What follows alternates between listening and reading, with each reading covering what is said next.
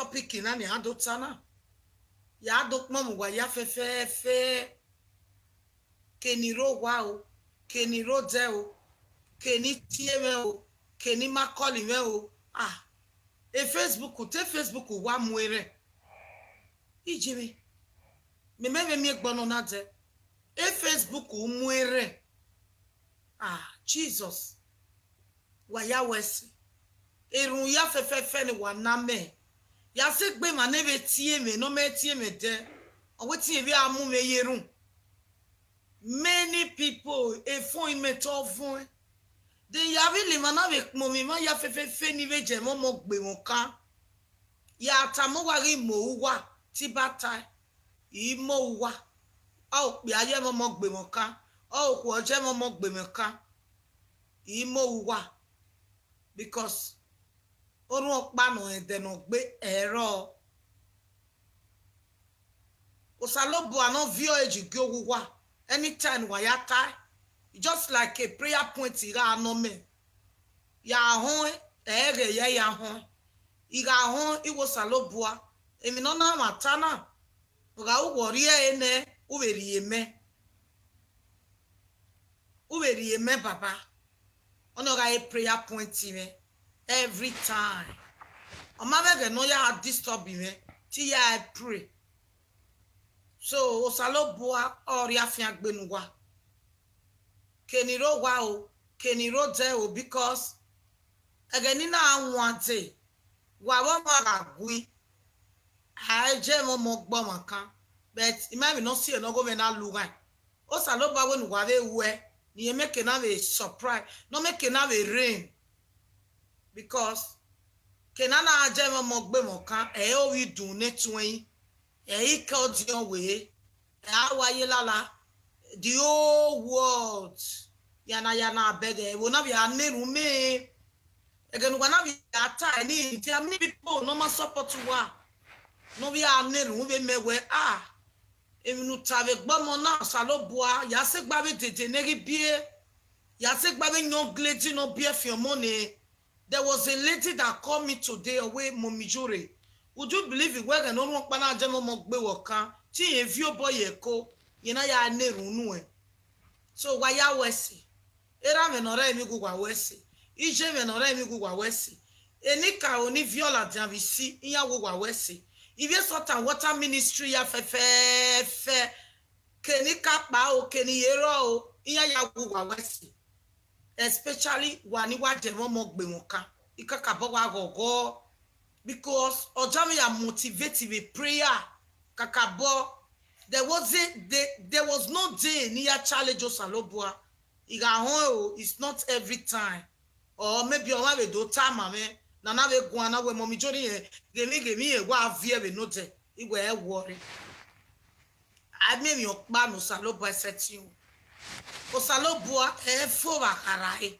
igwa forgive you one yeah we must forgive you bad time we be go celebrate because I mean your man osalobua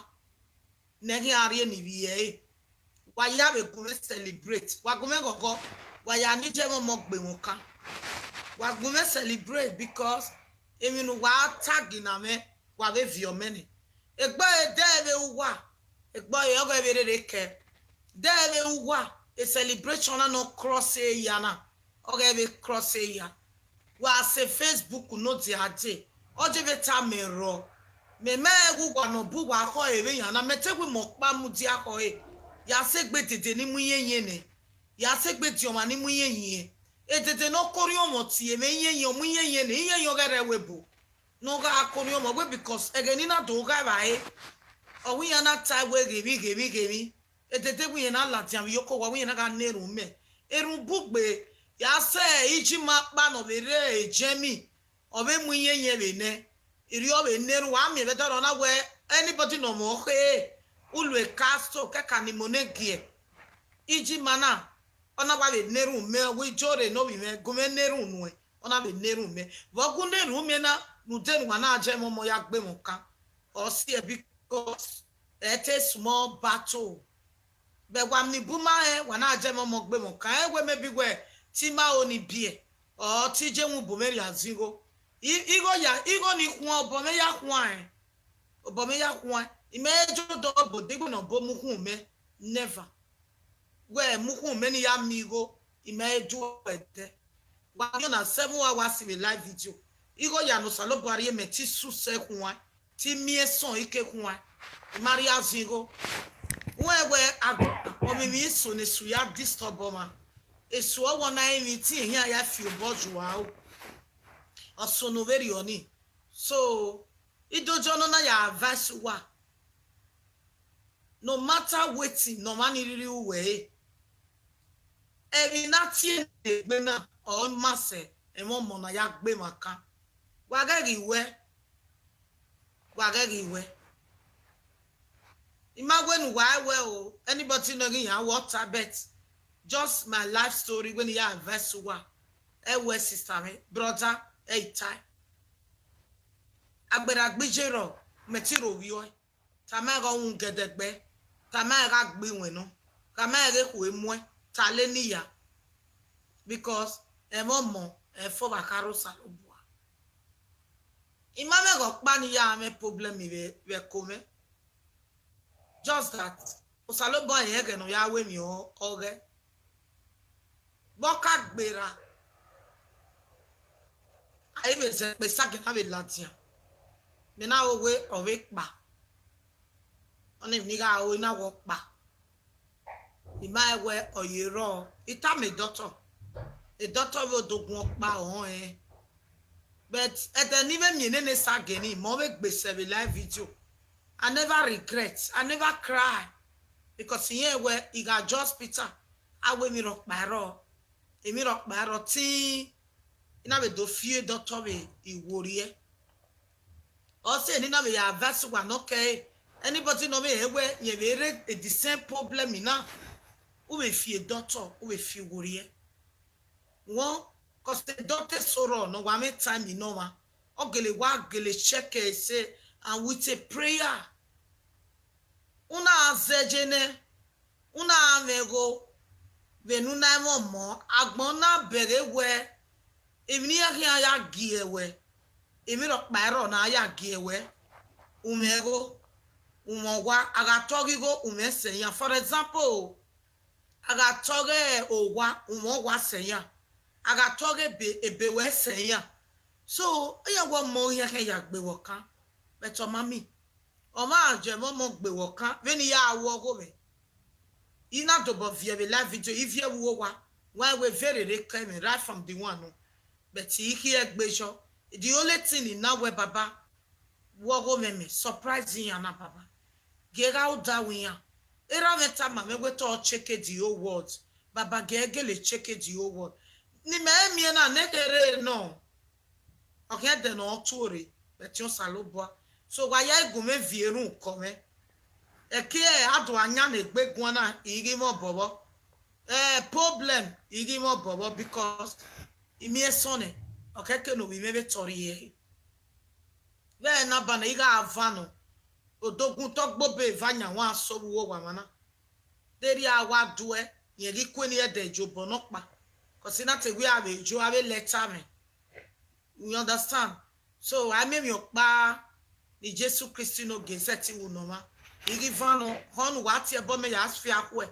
e god na no salobare me na ya dai cause mi ro pa tero no ri omoja igo e problem me o wa e problem me e be problem me upon e problem me so ni opa wa no so e ba ori o me soto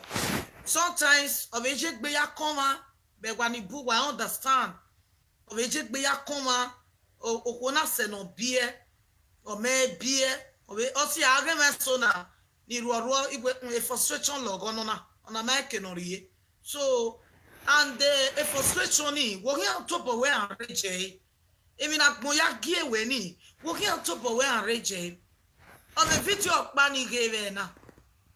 o we osioba o kamoma ga koma wia my beautiful sister when we not say na like you odamani we uweze dia ro ye me sister Vera we no say na like we ugmeso uwe temata no matter waiting ilake gbo ma benuje no matter ebo nuriri tie omami ogen we ya gwi me gogo na imegwere gbe fall in love in Sister Vera TV igwa la YouTube ve na we Sister Vera ne nove chogiame but all it me kaka we me ro yo je even no keti ebo me me ra no ti ebo no je one day me ti ebo no one day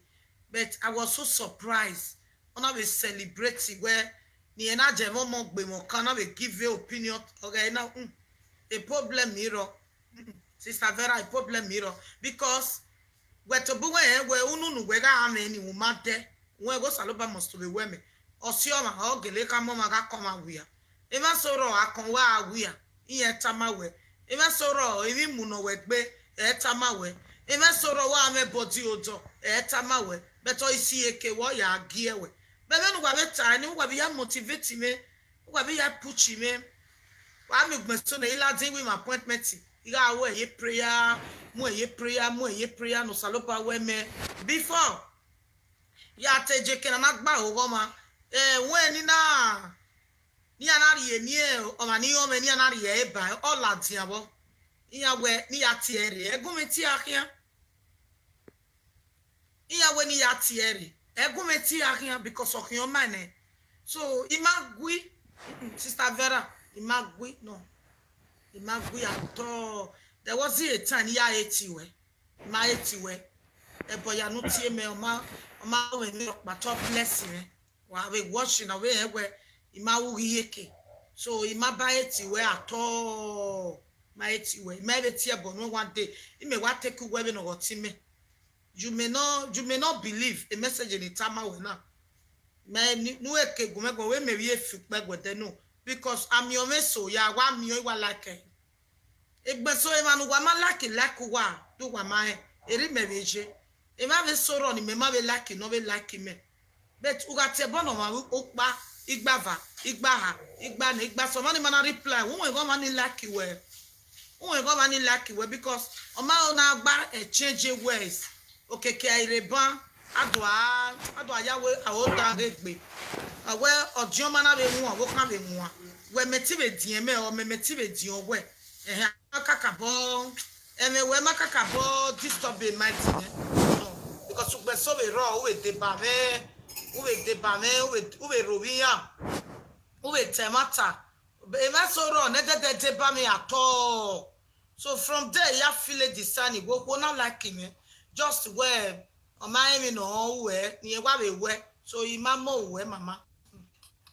Madam Vera imamo we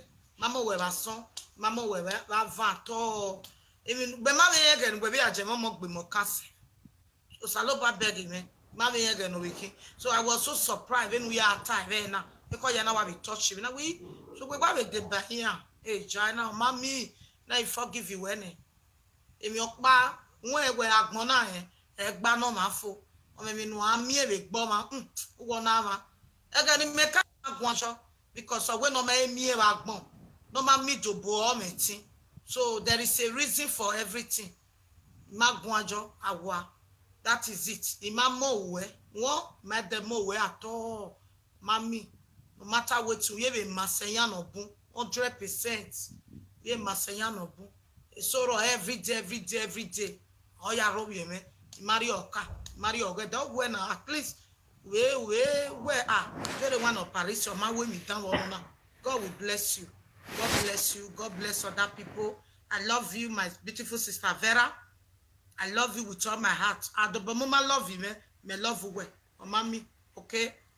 One of my like him, but he love you well. Oh, we you. If I do not like him, he may like. If I do not love him, he may love. If I do not love him, he may love. So I want to use this opportunity to thank everybody that wish me congratulations.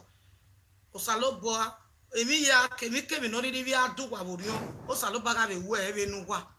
emi ugu ga odo ma borion ma soro emi moto da borion imoto na fi emi soro emi passport da borion emi soro emi wa oda borion odugu ga odo ma be kemi no ri adu wa borion osaloba ga we nu wa osaloba ga ri afia gbe nu wa wala wowo awe ma ya nu wa mi ewe oje mo ya gbe mo kan wa forgiving ya won because ya wa na hon mi o to tari ekpon me. That is the reason why no saloba na hirume. I never expect at all. Again na mote go saloba wa we me. Iwa ye gberu loto. Ogi we me ma ye gberu loto. Ero bi aje be gani me na bi amebe. Iwo saloba wa ri ebe me. Ya wa we party. O saloba gelere ebe ni me ma we. Ima party. So le we eno me mi ogbomo titi. Saloba o we suwa yabo. Okay, you na gbo ya experience say. Oko dike wonu bie ba mo a abume ka bie o saloba ga direct we o ga revolution nu ewu enu saloba ya vio enu ege be we be una have anybody zaza one zaza e worry we aya egbe wo kan we me ma bia mago wo be bie e fiafie ma wo ri be so egbe zaza won e worry a mi ege we no ma ukpo na no egbera we o saloba no we ni ma ya the girl no give a testimony be na no be so egbe ne o be we e be nu salobua o wese emi ya bagbon na no gorun opa ero o ga gbon ya no so saloba no ya fi agbe nu kwa no ya la wowo ima on wa iga gbon no yo be comment we ayin we ma je mo ya gijore o e ma ro no je mo gyo we denu be bi o be gu e gogo it's normal mami